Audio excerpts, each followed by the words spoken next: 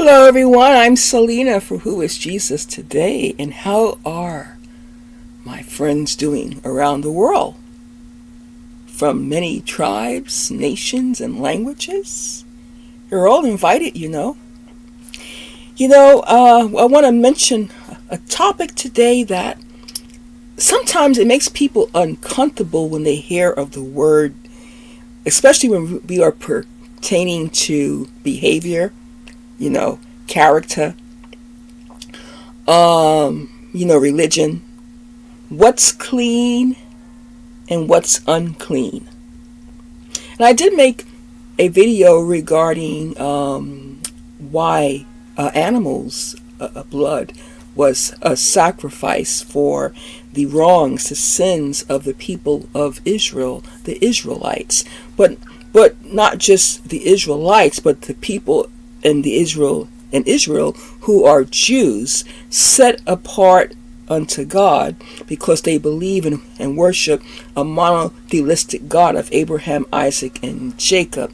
And those are people that will look different ways and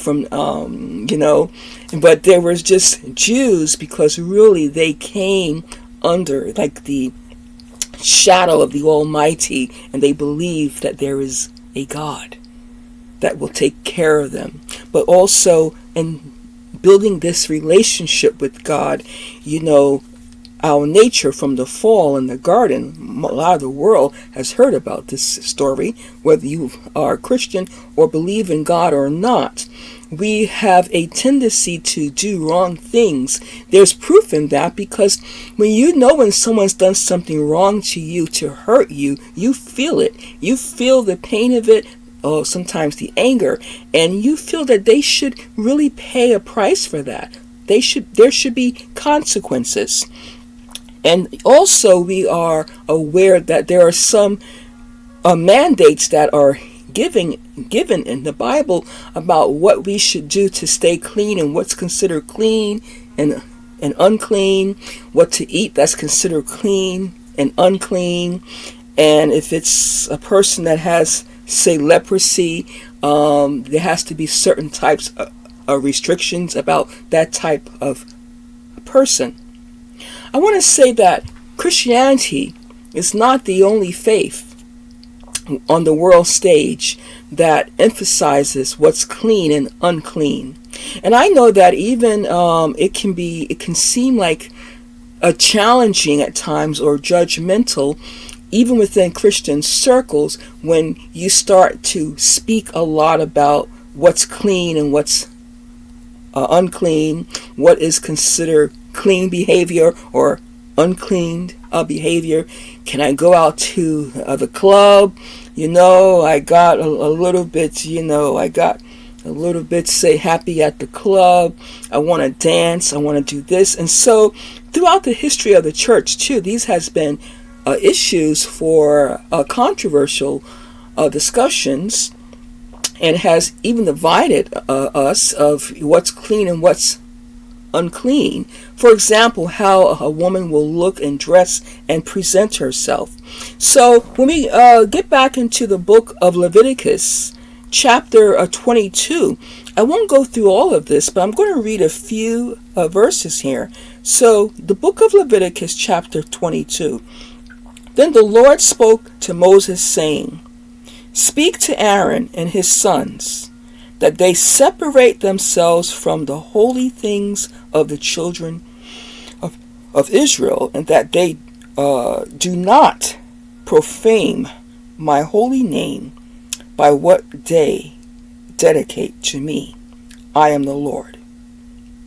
Okay, I'll stop there. I encourage you, if you're interested in more, you can also go online and read the 22nd chapter of the book of Leviticus.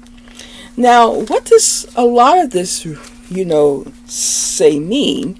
And I'm going to go to also a verse in the New Testament as well, but I'll wait before I do that. So we're talking about what's clean, okay? So God spoke to Aaron. And just so I want to also point out that I was discussing about the slaying of an say animal, for the blood to be sprinkled, and that was to compensate, right, and to disinfect, in a way, the sins, the wrongs of the people of Israel. This was carried out, by the way, by priests, by those who were set aside, who were called out by God to, and they would have to present themselves also before the Lord as a living sacrifice and clean. And so you see, Aaron is a part of that priesthood. And so now the Lord is saying that, things, before we can even go before the Lord with the wrongs of the people, even those who are the priests within the priesthood, they have to set themselves apart from God.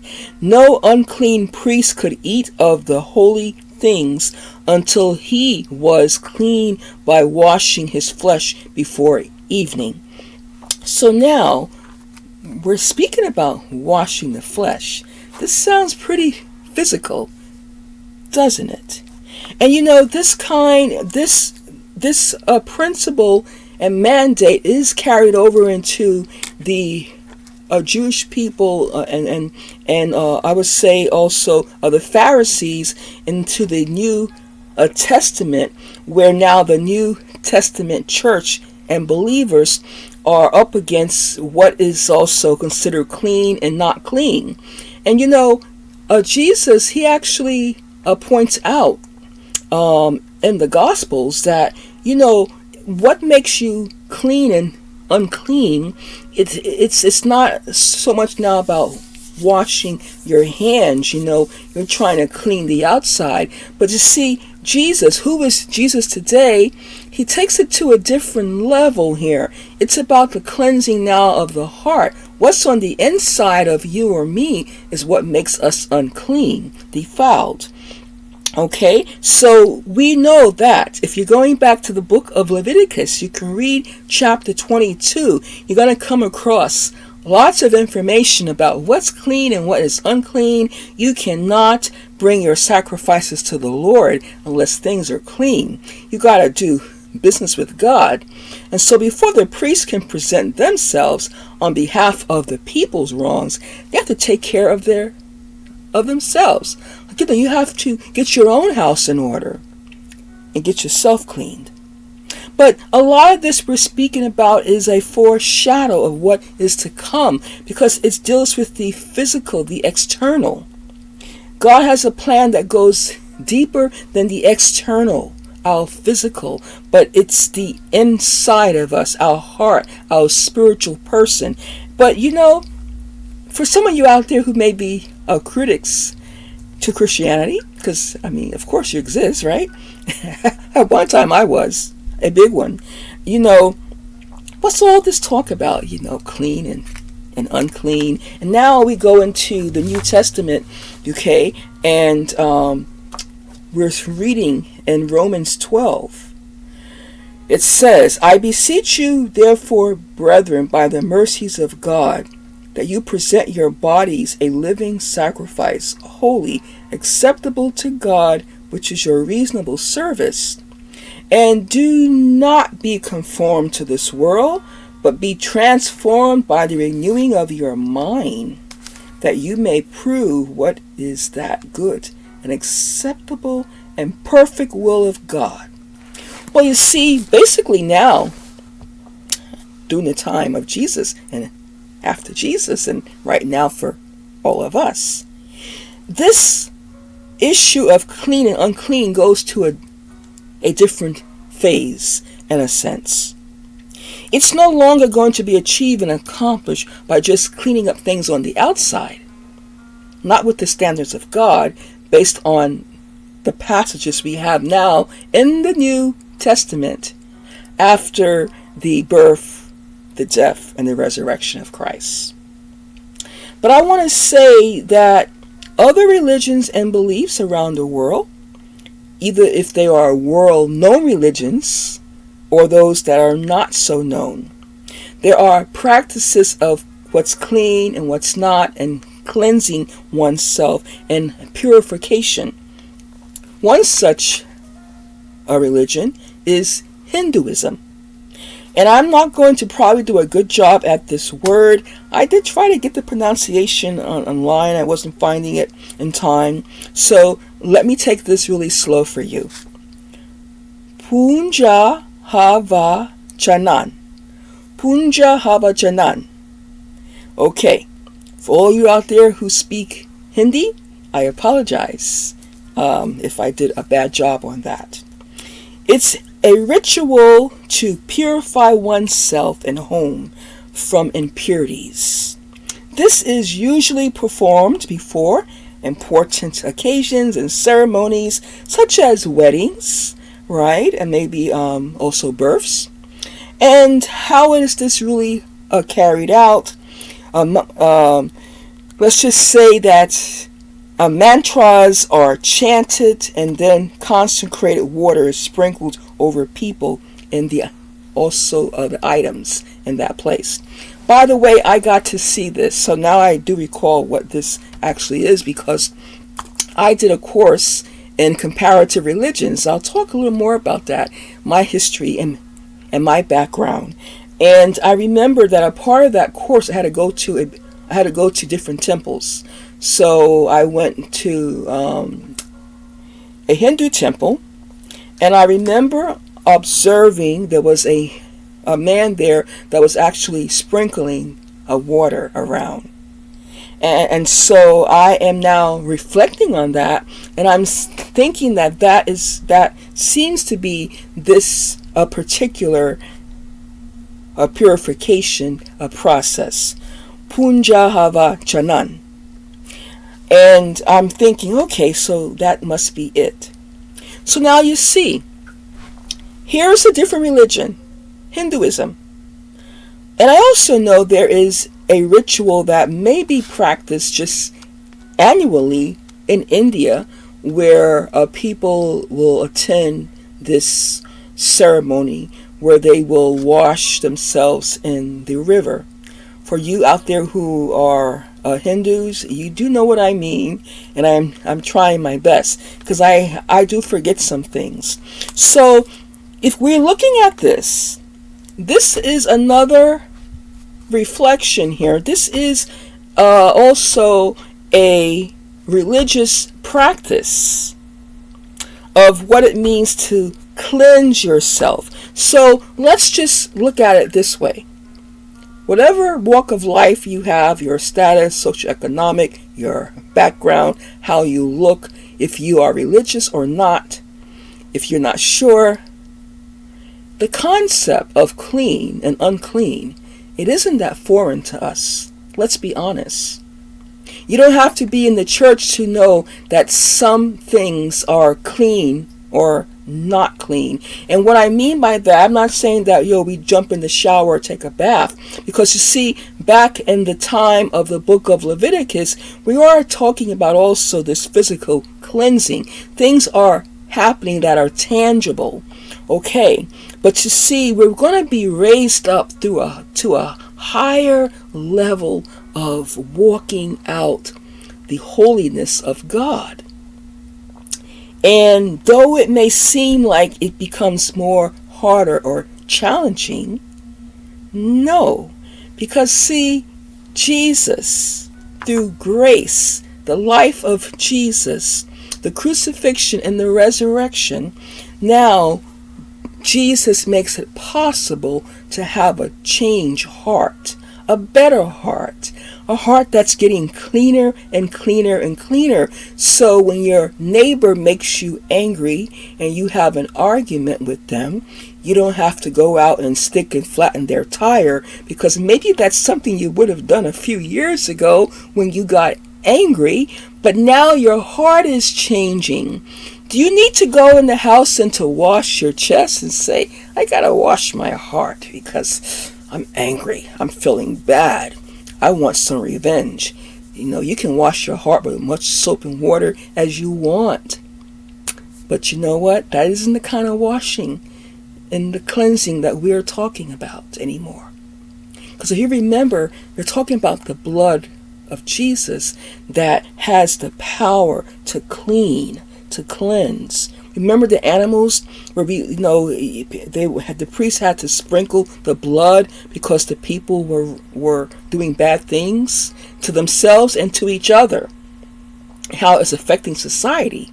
But now we're coming into a higher order of living. And really, it's not getting harder as you think, because Jesus has done this for us, made it now more possible for us to have clean hearts. And you don't have to sit there and scrub with soap and water, because that's not going to make our heart clean.